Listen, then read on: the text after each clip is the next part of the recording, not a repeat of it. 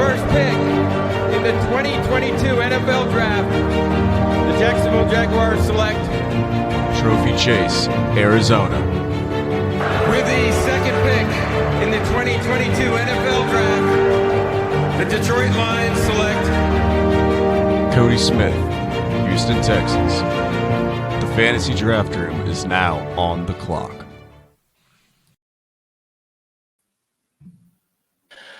Welcome to the fantasy draft room. I am Chase. With me, as always, my man Cody. What do we got in store for the good people today? Coming back to y'all for yet another Destination Devy mock draft, rookie mock draft that we have done over there with Dynasty Barry running these. I mean, I think we're about to hit that magical number, a total of 100 rookie mock drafts done since August of last year. Just truly wild to even think about the amount of time and effort that so many people have contributed to all of these. So can't thank Barry for running them. Everybody who's contributed to them enough gives us some content to put out to y'all as well and talk about these rookie mocks. It can get a little bit repetitive though, so we're going to try to put a little bit of a different spin on this one. We're just getting close to that draft. It's only a couple weeks away now, and so we've been talking about these guys ad nauseum. If you've been following along with the channel, you already know our thoughts on these guys. We're going to bring this one to you in a little bit of a different way and talk about some KTC values for where the community is valuing these rookies compared to just where we are, especially where we are in the Destination Devy community. Yeah, and again, patreon.com/allgas if you want to be a part of these mocks. As you mentioned, Dynasty Barry has been running them. We did just kick off the 100th today, which is the 12th. So we will have a review of that one, of course, as well. And then we will have a ton post NFL draft. So cannot wait for those. But yeah, let's dive right in here to the board, see what things look like. And we have you in the one hole taking Bijan Robinson, which does match up with KTC having Bijan Robinson as the number one overall rookie by a good bit over their number two prospect. But feels pretty fair to have Bijan there no matter what. Yeah, Bijan for me, he's still going to be number one in a vacuum. Now, whenever I start looking at my team individually, and especially when you look at a bunch of the other Destination Devy mocks we've done, if you've watched them in the past, we have quarterback at one a pretty good amount of the time. Either CJ Stroud or Anthony Richardson are typically our one in this community. I'm still looking at it though, and if I don't know anything else other than just, hey, here's the board you're drafting right now, I'm still going to be the one taking Bijan Robinson at the 101, and that does match up with the rest of the fantasy community and KTC value. Yep. And then I'm going to kind of read off a few of these so we can kind of dive into some of the KTC values here. So we have Stroud at 2 in this draft, A-Rich, JSN, Bryce Young, and Will Levis to round out our top 6. And that's a good bit different. I mean, Bryce Young slipping in this mock. Bryce Young's actually the number 2 overall player on Keep Trade Cut. So again, this is community consensus value. We're not using this because Keep Trade Cut is end all be all, but this is what people are putting in to, this is what their beliefs are. They believe that Bryce Young is the number 2 player and the number 1 quarterback, more importantly, off the board. And you've talked about it. I know you've loved Bryce Young. Seems like he's the safest quarterback, and maybe that's why people are leaning Bryce Young.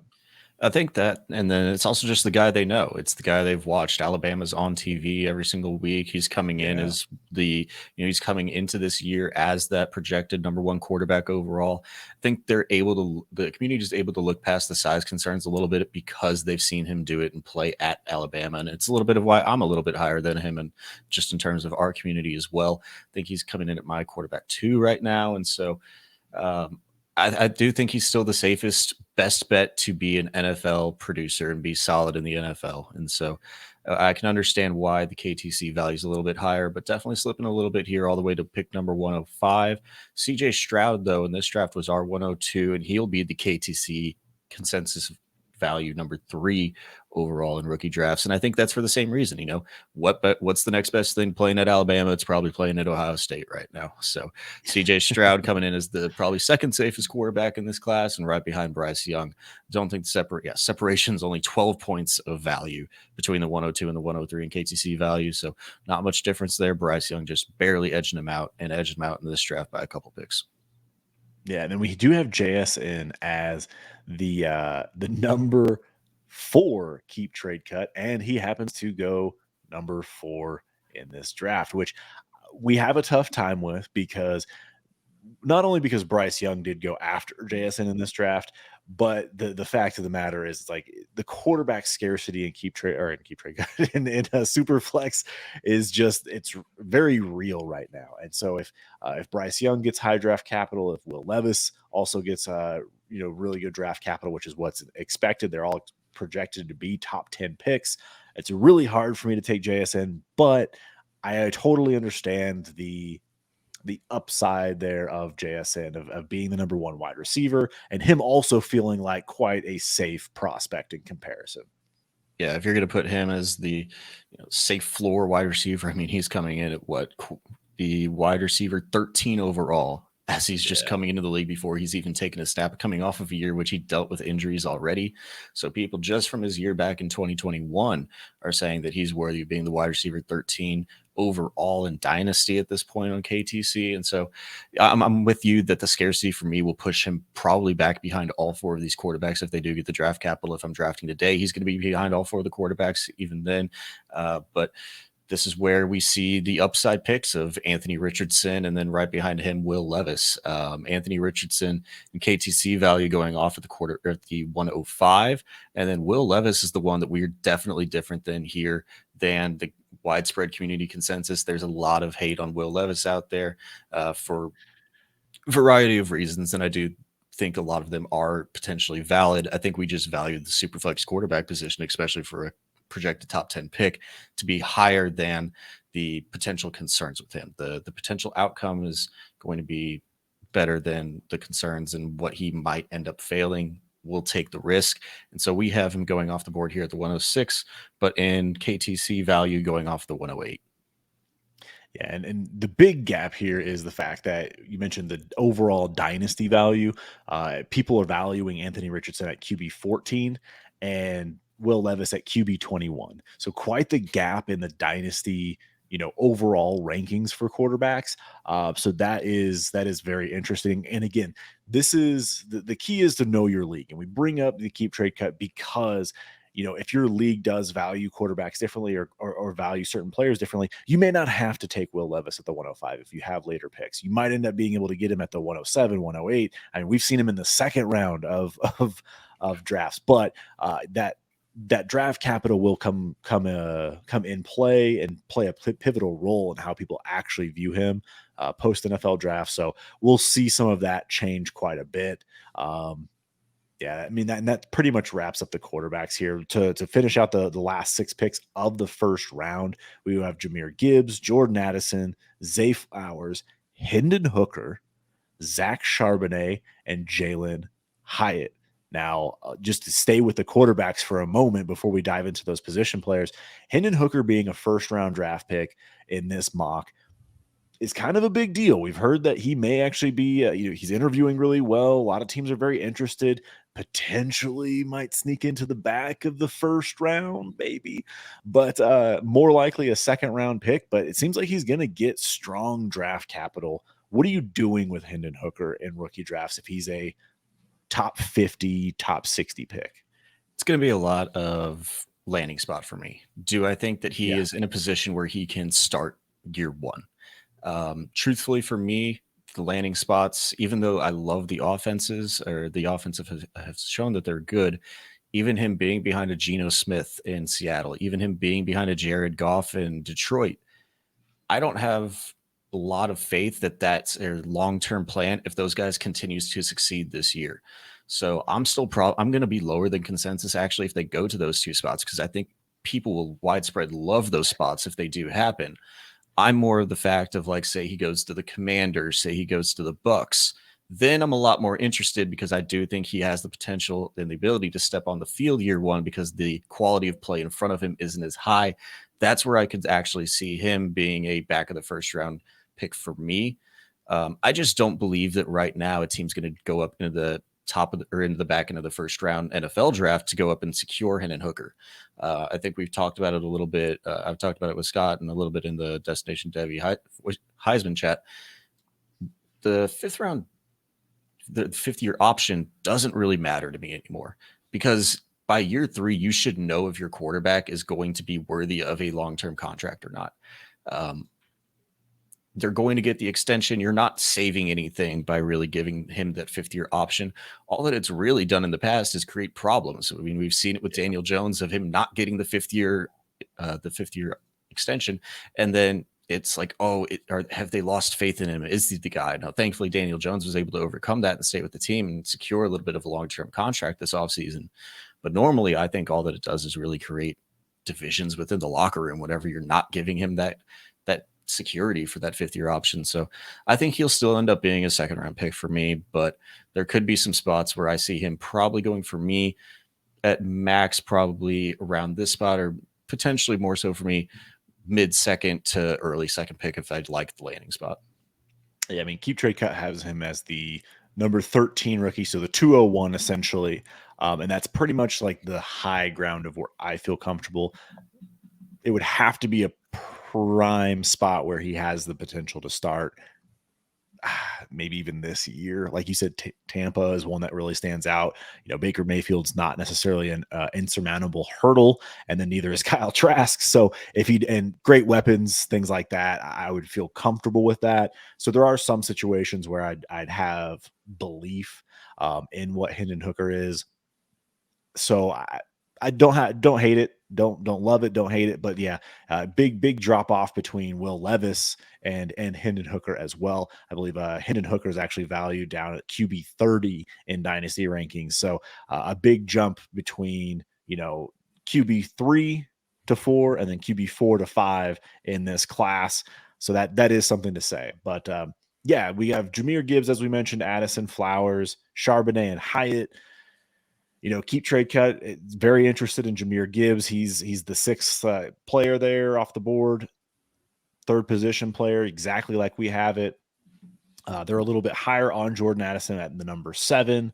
And then Zay Flowers is the big one. We were up there on Zay Flowers, and it's actually, surprisingly, Zay Flowers is actually the number 11 overall player in Keep Trade Cut for these rookies. So kind of fits in. I'm a little bit surprised that the community is in on Zay. Yeah, truthfully, all of these position players, there's not much change. The only thing that's really out of place here, everything's within about 2 picks of ADP, other than the guy that we don't see here in the 1st round, and that's the tight end Michael Mayer. He's really the only one that causes a significant difference between the ADP value and our value in this draft specifically. And I think that's just because we're okay with taking these 2nd-round tight ends. We've got 5 guys that we really like, and so I think we pushed Michael Mayer back a little bit, and especially not knowing the format, I think 1st round's a little bit too high for Michael Mayer, in my opinion. If you're not playing in a tight end premium, I'm not taking a tight end in the 1st round. It has to be a very valuable tight end premium, whether it's 2 tight ends, 2.0 tight end premium, even 175. I'd start to consider it. But the bottom line is tight ends take time to truly come into their own and thrive in the NFL. You see it all the time. We talk about Kyle Pitts as the most recent example being the next generational talent at tight end. And he had a good rookie season, not great. Kind of struggled last year. Again, the offense was abysmal. So you just don't know where Michael Mayer goes. I mean, if he ends up in Kansas City, it's like people are going to get really excited as the second coming of Kelsey. But again, you're going to have to wait for that kind of production, those types of things. Lots of things do matter when it comes to these tight ends. Landing spot is a big one, and how those offensive coordinators use them. So yeah, we have him here in the 2nd round, which is a little bit lower than consensus. We see Quentin Johnson going here in the 2nd as well, which QJ is a little bit higher up. And then we have Tajay Spears at the 202, Josh Downs 203, and then Abanikanda there at the 205. So this is that range we keep talking about. Like anything can happen. Yeah, the wide receivers, Downs and QJ is a little bit lower, going about 4 picks below ADP on KTC. Well, where we would really see the change from this draft and probably the majority of our community consensus to the KTC value is these first running backs off the board. Tajay Spears, Israel Abanikanda, and Kendre Miller. They're going off the board in KTC value at the 207, the 212, and the 209 respectively. So jumping up probably a full at least half a round here between these three guys respectively. There's a lot of running backs that the community likes a little bit more than we do. Yeah, and again, I know we're all very excited about the running backs, and we've talked about it over and over and over and over again. And it feels like there is the number one running back, there's the number two running back, and for us, there's a number three, which is Charbonnet. After that, everything in the second can change based on draft capital and landing spot. Chaos. I mean, Tajay Spears could be a fourth or fifth round NFL draft pick, which is going to drop him significantly. Kendre could be a second rounder, and people just love him, and he's going in the back of the first, early second. Like, so much variance can happen with the running back position. So while we can compare them to Keep Trade Cut, it's obviously just a mystery. I feel like people like names, and that's the big thing. I feel like one of the names that really shocked me with Keep Trade Cut was Zach Evans. Zach Evans is actually listed here at the 210. So coming off the board at the 210, we actually drafted him, or this draft had him at the 207. And it feels like I had thought that a lot of communities were really, really high on Zach Evans still, but it seems like that steam has gone away, and people are having the realization that Zach Evans is just a guy in this class. Yeah, once he came in undersized and didn't run at the combine, I believe that was kind of where people were like, okay, he's not a 6 foot 220 running back who's burning anymore. He's got the concerns with transferring out, being outplayed this year. I know there's still some believers on Zach Evans, but I think I've made it pretty clear that I am not one of those people, and I'm probably a hater, as most people would call it. So, yeah, a little bit lower than I thought they would be for Zach Evans amongst the community, but good to see that. Good to see that I'm not, going completely crazy with where I have him, probably in the middle of the third for me. But yeah, like you said, all of these running backs can easily change. So there's just a lot of variance that we're going to be in play here with. Kincaid is one that we drafted a little bit lower. And I think, again, with all these tight ends, I think the tight ends are just going to go earlier in normal drafts than what we have here. I think we play to this as kind of being a standard league without knowing the premium. And I think a lot of people tend to overvalue the tight ends across the community if they're not playing in a tight end premium. So I think you're going to have a little bit of higher KTC values across there than what we really should have without knowing the format. Yeah, couldn't agree more. And, just wrapping up. So if you're looking at this, hard to see, Tank Bigsby, Dalton Kincaid, Roshan Johnson, Devon A-Chain, big time follower in our ADP. He was going in the late first, early seconds. Size concerns, all those types of things, NFL usage, put him here in the back of the second, and then wrapping out the second with Marvin Mims. I just want to point out a few names at the running back position, because we did the podcast on the Overreaction podcast on the Destination Devy radio feed. And we did an episode on the 2023 class, specifically diving deep into running back in there. And some of the concerns we have about some of these guys are very much noted with their weight, but there are some guys that stand out. And we have Abanikanda coming in at like 216.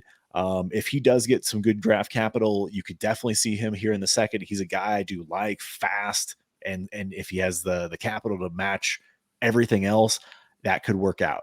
Seems like he's a later round pick, but him, Kendre, Tank Bigsby, and then Roshan Johnson are like the ones that really stand out in this round that we have as guys that fit that size profile, as well as hitting some other speed metrics and things like that could be very interesting if they get some good draft capital or the right landing spot.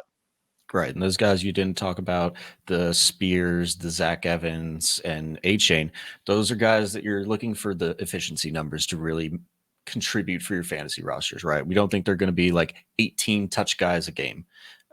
It's probably not in the cards for them just because of the way the NFL is probably going to use them with the size and weight that they are. So you're looking for a lot of hyper efficiency out of those guys, and you're really banking on that if you are taking them like we were doing with A-Chain at the back end of the first, early second round here earlier in the draft process. I still like some of these A-Chain and Spears. For me, I do believe in the efficiency of those two guys, so I will take them higher, or at least A-Chain higher than he went in this draft, and Spears maybe a little bit lower than this. I would probably have them at like the 2-4 range for me. But I still believe in the efficiency of those guys, but there is some security that you have with a little bit of bigger frame bodies just to get some more guaranteed touches. Yep, I'm right there with you, and I feel like that's going to be the big thing is the NFL uses those smaller guys a little bit differently, and just snap shares in general. Scott Connor did a great episode as well on Destination Devy Radio. Destination Dynasty is his show, breaking down like the 60-40, the weight and BMI that goes into those guys, and then the what's going to make them usable in the NFL. So great episode to check out as well. So as we pull up the third round, we have our third tight end off the board, which is Darnell Washington. Chase Brown, another wide or running back within that same kind of mix. Then we have a little bit of a wide receiver run of Jaden Reed, which is a bit high for my taste. Yep. Said Tillman, Mingo, Tucker, and then we have some tight end runs here as well. So we'll get into those in a little bit. What do you feel about the start of this round, these wide receivers? The issue for me is with how many running backs went in the second round. Normally we say we like to draft running backs over wide receivers, even in this third round. And as much as, I like Tillman, I'm not as big of a fan of Jaden Reed or Jonathan Mingo. The issue is once we get to NFL draft capital associated with these guys, I mean, you're probably looking at running backs that are going in back of round 5, 6, and 7 once we really get past Chase Brown here. Just because of the number of guys that we're looking at. We've got 3 in the first round. We've got 7 in the second round. So you're looking at the 12th running back off the board once we get to Sean Tucker. There's probably just not that many teams drafting these guys in the first 5+ rounds. So you're really looking at some dart throws once you get to these guys.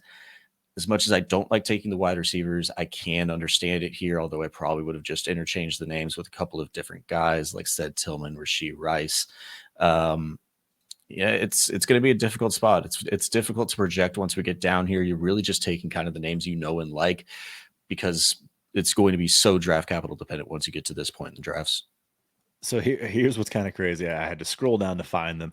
So Jonathan Mingo is currently the 45th prospect in KTC, according to what they have. And then Jaden Reed is 48. So we are talking mid to late 4th rounders being taken a little bit early. They're also just looking at their dynasty and ranks in terms of all that. Jonathan Mingo's wide receiver 160 and Reed is 175. Just seeing the numbers made me laugh. Again, draft capital, landing spot. There has been hype about Reed being a fast guy. Lots of tough situations, I guess you could say, at Michigan State. So if he does get draft capital, landing spot, sure. Mingo, draft capital seems like has been on the rise. People are very interested in him. Another big body guy, but I just don't believe. So, hey, all good. It's a mock in the end. It's a name, and Jay Rich loves him. So, hey, maybe that's what happened. Jay Rich hyped him up, and then they decided to take Jonathan Mingo there in the 3rd. But said Tillman is a name that we do like, that has been getting hype. He's been actually the 30th prospect according to KTC, and that puts him right around the mid-3rd range as well. So this is about where he's coming off the board, and that makes a lot of sense so far. Yep, and then post that, I mean, Sean Tucker's the only other really one here, and I think this is probably about. Do you have Tucker's ADP? I'm not finding him on the board. I'm currently looking at it. Sean Tucker's going off of the 20th pick overall, so he's going at the 2.8. So pretty good value by a full round here compared to the consensus value of KTC. So Tucker's just a guy with so many question marks. Haven't seen anything from him throughout all the pre-draft process. I just need to see draft capital because it's the only metric we have other than his production profile at Syracuse. So we'll look into him. I just don't have too much of a projection on Sean Tucker until we really do see that draft capital and landing spot. Here's where we see the tight end run, and I'll take us through the rest of the 3rd. Sam Laporta, Zach Kuntz, Luke Musgrave, Kenny McIntosh, Rashee Rice, and Dwayne McBride going at 312. Yeah, and that's you see the tight end run here. There's already the rumor that there's supposed to be like 5 to 6 NFL drafted tight ends in the first 2 rounds. So that is kind of what pushes down the tight end value in a way. when it comes to these drafts, because it's like you can just take any one of them. If they're all going to be in that same range, I'm happy to wait till the third and grab a 1 or 2 if I can at that point versus reaching at the early second for Michael Mayer. I know to each his own. Michael Mayer has a great profile. Everyone loves him. That's exciting. But hey, if you're gonna give me Sam Laporta and Luke Musgrave for my Michael Mayer, I would take that just because I feel like one of those guys is bound to hit. Give me 2 shots at tight end versus the 1. And then you mentioned Tucker, McIntosh, McBride. Tucker and McIntosh, smaller guys. McIntosh more that third down pass catching guy. Just the role and the efficiency he's going to have in order to be successful. Good luck. Tucker, everything that happened this season, his junior season and post combine and post combine, his pro day, medicals, whatever the heck is going on with Sean Tucker has caused him to drop. And again, weight concerns there. But love the speed, and he's another name that people like. So that's another one. If you can get him, people love the name. If he flashes at all, that could be big. Dwayne McBride, he's got the size, I guess. Like Dwayne McBride, I know he's not a Power 5 guy, so this is probably what's taking him a little bit on KTC, but he's going below Mo Ibrahim in terms of KTC value. That's not good for Mel Kiper's RB, 3 overall in the class. Yeah, and that's the thing though, is like, if he has him at 3, like there's going to be some sort of buzz around McBride. Again, running backs and tight ends in the 3rd and 4th round for me. That's just the way I like to do it. Versus taking shots on wide receiver, just because they have a lot better opportunity to hit, or at least to get on the field, give you production, or give you the ability to flip them at a profit. So let's pull up this 4th round here, wrap things out. Evan Hull, Eric Gray, Booty, Scott, Dontavius Wicks, A.T. Perry, Will Mallory, Tucker Kraft, I'm just going to roll through, Charlie Jones, Deuce Vaughn, Tyon Evans, and Xavier Hutchinson to round it out. Can't believe you got that value on Hutch there. Hey, I mean, I picked him up in one of our last leagues in like the 4th Devy depleted round as well. So he's fallen so much, man. Hutch has fallen a little bit. He just doesn't have anything truly special about him other than being a 1,000-yard receiver. That's truly about it. He's just got some production coming out of Iowa State. So I can understand it. There's really not much there to really like. You're just taking shots here in the 4th round. I think Deuce Vaughn's fallen a little bit, obviously big time. Known size concerns here, but we've typically seen him around the 3rd round. But the guy that I really wanted to highlight here, just because I know we are going to be lower than the consensus value, would be Kayshon Boutte, the guy that was hyped up to potentially be wide receiver 1 of this class, falling all the way to the 4-3. Interested to see where his KTC value was, and the consensus is pushing him down a little bit further than I thought as well. He's going off at the 3-1 in terms of KTC value. Yeah, I feel like as a community, we're a lot lower on him. But the name still holds value. Again, we talk about it all the time. These prospect profiles, all it's going to take is one thing to go right, and someone in your league will buy in. And so that's the big thing. It's just the name value at this point. Massive gamble, massive risk, but you're telling me I have to take the shot on him or Tyler Scott, Dontavius Wicks, A.T. Perry. Like, yeah, sure. I'll grab him, I guess. See what happens. Maybe I can trade him to a believer, but yeah, all darts. I would much rather take the shot on Mallory or Kraft. Yeah, Mallory, as long as the format calls for it, right? You're really only doing those type of dart throws at tight end, 6 and 7 off the board. You're really only doing those dart throws if it's like that 1.75 premium 2 tight end premium leagues. So like you said, dart throws, but if you do have the league format to fit it, you can throw some of these tight ends up there as well. I actually do really like Kraft. He's pretty locked into my number 6, potentially even number 5 tight end in the class over Kuntz. Any of these other guys really stand out to you? The ones for me would potentially that could be risers and get up out of this just dart throw range. Even though the profile doesn't really call for it. Tyler Scott could be one who we've seen mocked a little bit higher in the NFL circles. A.T. Perry's one of just my guys. Seen him actually rise a little bit in some NFL mocks too. And Deuce Vaughn's really the only other one that I could see being a true difference here. Eric Gray, even though he's coming off at the beginning of the fourth, I think he could easily be a top of the third round guy by the time we get NFL draft capital associated with him. Yeah, again, running backs, all of them, every single name you see on this board outside of Tyon Evans, I think will depend on that draft capital and those landing spots. You know, I still think that there's going to be people that believe in Deuce Vaughn, and if he does go to a good situation where I'm going to throw it out there as Denver, like, you know, how they've used with Sean Payton, how he's used Darren Sproles in the past and use those smaller type of pass catching guys. If Deuce Vaughn can have that kind of role, might be a high efficiency role. Again, limited touches and opportunities, but if he's going to be efficient, that might be interesting, especially in the fourth round. Like, you're just looking for anything at this point. Some other names that aren't listed, like Chris Rodriguez, he has that big body type that could end up, you know, the number 2, number 3 on a team, maybe number 4, and all it takes is an injury for him to take over a lead role because he has the size. So you're looking for those types of guys, those types of builds that could take on carries and things like that. But yeah, it's really interesting. I kind of look through some of the keep trade cuts, like some of these guys aren't even on there. Like Tyler Scott has been talked about getting second round draft capital. Deuce Vaughn's a lot higher in keep trade cut than we are, at least in this mock. So lots of variance in that third and fourth round. Yeah, there's going to be a lot of variance. And before we get out of here, I wanted to look up one thing right as we were ending here, and I just wanted to see what was the highest guy in KTC value that's not on the board here.